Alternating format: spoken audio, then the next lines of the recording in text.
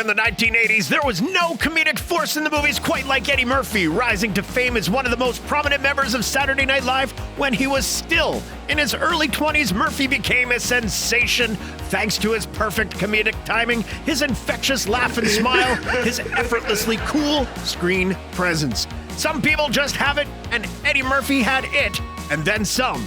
If you also have the it factor, why not subscribe to our JoBlo Originals channel and drop a like on this video as well. And while not every movie of his in the 1980s was a winner, we're talking you, Best Defense and Harlem Nights. His track record was pretty darn impressive. And with all due respect to Coming to America and Trading Places, the two movies that best exemplify Murphy at the height of his charisma are 48 Hours and Beverly Hills Cop, the first one obviously.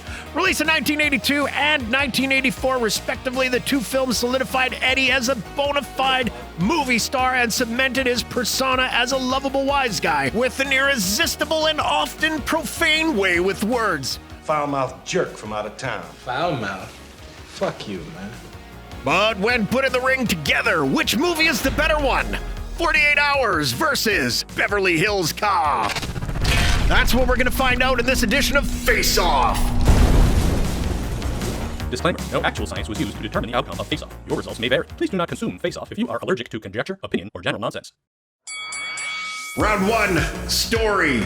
Both films have engaging narratives that are perfect for Murphy's particular set of skills. The pitch for Walter Hill's 48 Hours is classic mismatched partner material. A gruff cop played by Nick Nolte is hot on the trail of two psychotic escaped prisoners, and the only way he can track them down is with the help of one of their former associates, Reggie. Reggie is a fast-talking con artist and thief, and the complete opposite of his new partner, so of course their love-hate relationship is predetermined, ultimately forging one of the earliest examples of the buddy comedy formula that would be so popular in the next couple of decades. Together, they defeat the villains and enjoy a mutual, if uncomfortable, respect for one another.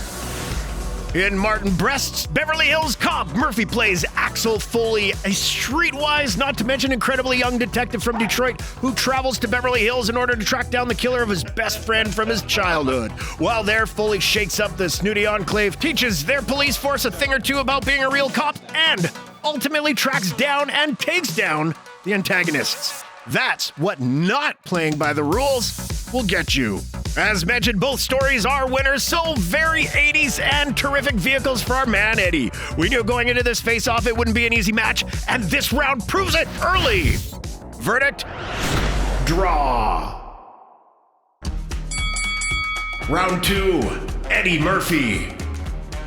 As fun as the scripts are for both films, it's Eddie Murphy who makes them sing. It's nearly impossible to picture anyone but him in the lead roles, and yet neither film was originally meant to star him. 48 Hours originally had Richard Pryor, then Gregory Hines in mind, while Beverly Hills Cop was famously meant to be a Sylvester Stallone flick. While we'd love to see the alternate universe versions of those movies, we're happy with the way it worked out.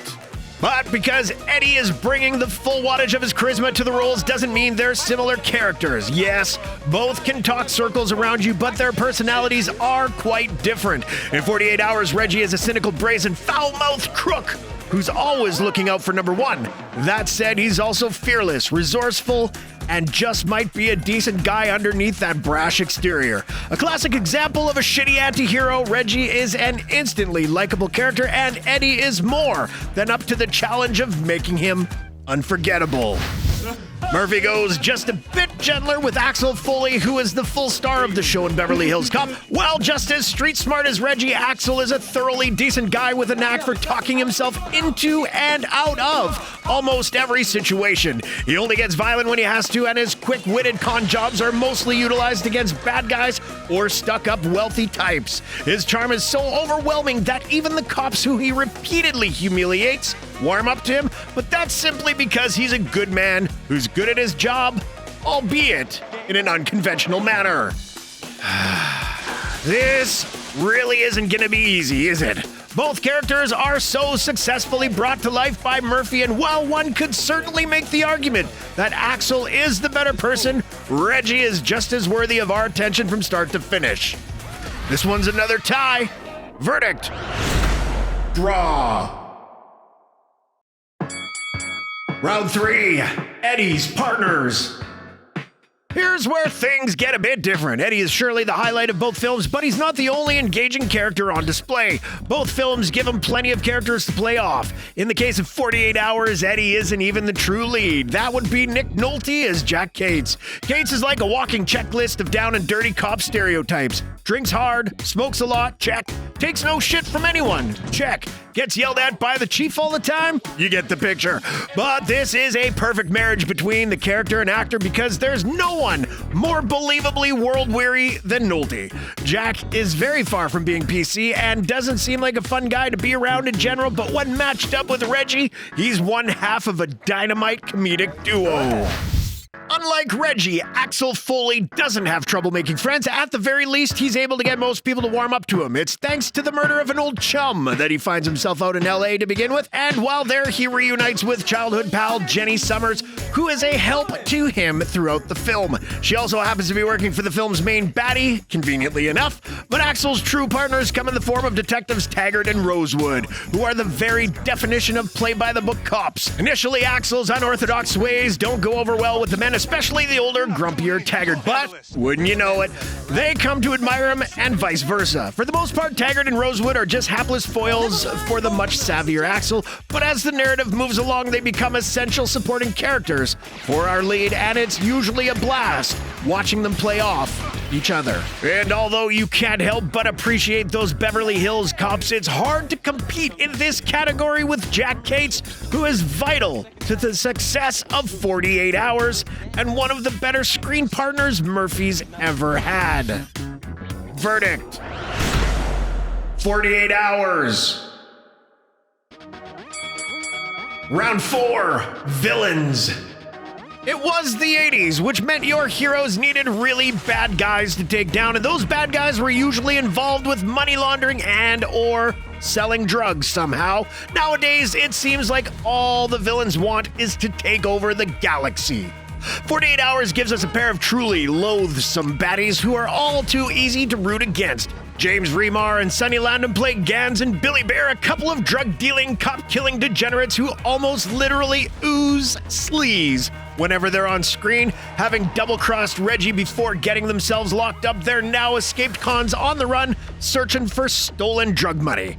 We don't get to know much about Gans or Billy, but the brief amount of time we spend with them is plenty enough since they prove to be trigger-happy creeps without morals or remorse in every single scene they're in. Another staple of the 80s action movie? Eurotrash. That's a good way to sum up the villain in Beverly Hills Cop. Victor Maitland, a suave drug runner who poses as an art gallery owner. Maitland isn't a very exceptional antagonist. In fact, making more of an impression is his right-hand man, the sketchy Zach, played by Breaking Bad and Better Call Saul's Jonathan Banks, who is also in 48 Hours, so maybe we should have had a Jonathan Banks round. Maybe next time. In any event, Maitland, Zach, and their band of anonymous henchmen function primarily as a plot device, just something to spur Axel into action and set off a series of amusing confrontations. They earn our disdain, but the bad guys in 48 Hours are genuinely nasty pieces of work. So they steal this round. Verdict: 48 Hours. Round 5, Soundtracks. Yet another tried and true element of a basic action comedy from the 80s? A bitchin' soundtrack. Neither of these two movies disappoint in that regard. James Horner provides a vivid, unusual, and exciting background score, some of which he would practically reuse in his scores for Commando, Red Heat, and another 48 Hours. Then there are a couple bangers from the Busboys, including New Shoes and the undisputed classic The Boys Are Back in Town, which sends the audience to the exits with big smiles on their faces. And of course, who could forget Reggie's beautiful rendition of Roxanne? Roxanne, you don't have to work for money. You don't have to say a word. Not to be outdone, Beverly Hills Cop has one of the most recognizable main themes in movie history.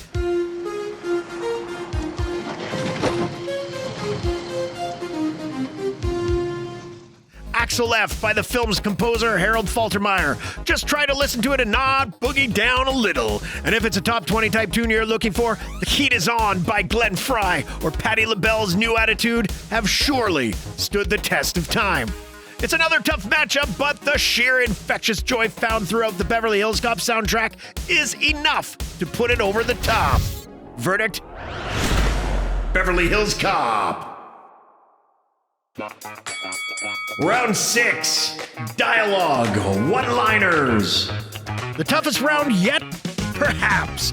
Both movies are filled to the brim with memorable dialogue, and while Eddie gets the lion's share of the best one-liners, there's plenty to go around. Starting with 48 Hours, which is just music to the ears if you love hard-boiled dudes talking mean to one another. Quit calling me Jack.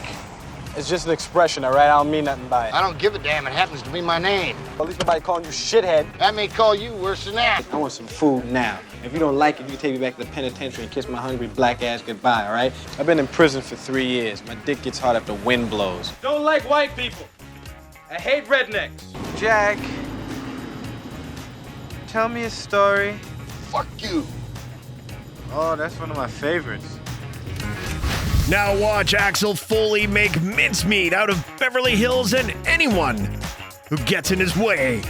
Disturbing the peace, I got thrown out of a window. What's the fucking charge for getting pushed out of a moving car, huh? Jaywalking? I never been in no cell that had a phone in it. Can I stay for a while? Because I ordered some pizza. We're not gonna fall for a banana in the tailpipe. You're not gonna fall for the banana in the tailpipe? It should be more natural, brother. It should flow out like this. Look, man, I ain't falling for no banana in my tailpipe. Brandon tell me Summers that Mr. Ahmed Foley is here to see. Axel Foley. Axel. Axel. Foley is here to see her. Ramon, the fella he met about a week ago, tell him that Ramon went to the clinic today and I found out that I have herpes simplex 10. We could do this all day, but you might as well just watch the movies for yourselves to see Eddie and his partners do their thing. When it comes down to this round, there's just too much good to go around, resulting in another draw. Verdict? Draw. The heat was on indeed, and while it was a close call, Reggie Hammond and 48 Hours persevered. But really, folks, this is one of those that could go either way on any given day. Both of these movies are modern classics for a reason, and that has a lot to do with one of the great comedic talents of his generation, Eddie Murphy. So the winner of this face-off ultimately goes to the classic pairing of Eddie Murphy and Nick Nolte in the awesome 48 Hours. Winner, 48 Hours. We hope you enjoyed this face-off, but don't hold your breath for another 48 Hours versus Beverly Hills Cop 2 unless you really want us to cover that particular battle. Let us know in the comments, and we'll see you next time on Face Off. Get the fuck out of here!